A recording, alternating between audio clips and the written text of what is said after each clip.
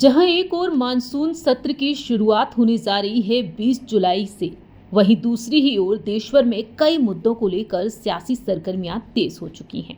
Monsoon सत्र का सभी बेसब्री से इंतजार कर रहे हैं कि मानसून सत्र शुरू हो जाने के बाद जहां एक और केंद्र की मोदी सरकार को लेकर दावे किए जा रहे हैं कि बीजेपी संसद में कई बिल पेश कर सकती है, ऐसे में परिसीमन बिल को लेकर भी कई बड़े बड़े दावे किए जा रहे हैं और इस बीच कई राजनीतिक दल चर्चा का विषय बने हुए हैं। दरअसल बीजेपी को समर्थन चाहिए परिसीमन के लिए और ऐसे में देखा जाए तो महाराष्ट्र में भी सियासी सरगर्मियां तेज हैं। महाराष्ट्र में एनसीपी प्रमुख शरद पवार पर सभी की नजरें टिकी हुई हैं।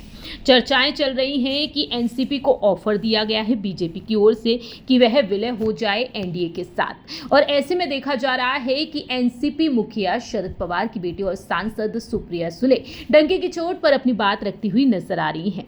महाराष्ट्र में शरद पवार की एनसीपी को लेकर कई तरह की चर्चाएं चल रही हैं। कभी उनकी पार्टी ने कांग्रेस संग विलय की बात सामने आने लगती है तो कभी अफवाह मिलती है कि शरद गुट एनडीए में शामिल होने की तैयारी में है।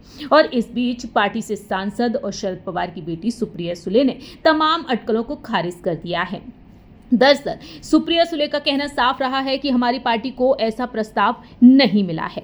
बारामती से सांसद सुप्रिया सुले ने हाल ही में साफ तौर पर कहा कि एनसीपी एसपी को ना तो एनडीए में शामिल होने का कोई प्रस्ताव मिला, ना ही सत्ताधारी एनसीपी या कांग्रेस के साथ विलय का किसी की तरफ से कोई प्रस्ताव नहीं आया। ना तो शरद पवार, जयंत पाटिल, अनिल देशमुख, राजेश टोपे और ना ही हमारी पार्टी के किसी अन्य वरिष्ठ नेता को कोई ऐसा प्रस्ताव मिला है।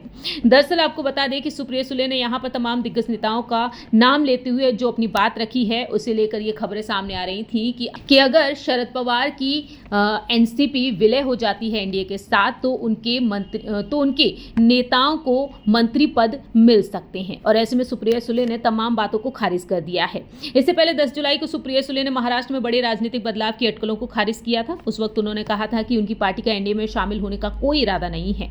एक प्रेस कॉन्फ्रेंस में उन्होंने कहा कि ना तो कोई हमसे बात कर रहा है और ना ही हम किसी से बात कर रहे हैं। बीजेपी के साथ गठबंधन के सवाल पर उन्होंने कहा कि ये सिर्फ खबरें अखबारों में है, टीवी चैनल्स तक ही सीमित हैं, ऐसा कुछ भी होने नहीं जा रहा है। वहीं साथ ही उन्होंने अपने पिता शरद पवार से मिली एक सीख का जिक्र किया। उन्होंने कहा कि शरद पवार हमेशा कहते हैं कि अगर आपके बारे में चर्चा हो रही है, चाहे अच्छे कारणों से हो चाहे बुरे कारणों से हो, तो इसका मतलब है कि आप राजनीतिक साख अभी भी मजबूत है।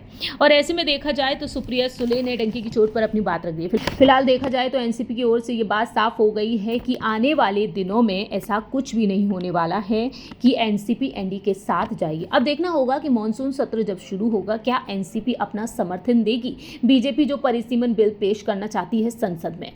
फिलहाल इस रिपोर्ट में इतना ही। देश और दुनिया की तमाम खबरों के लिए देखते रहिए प्रजाहित।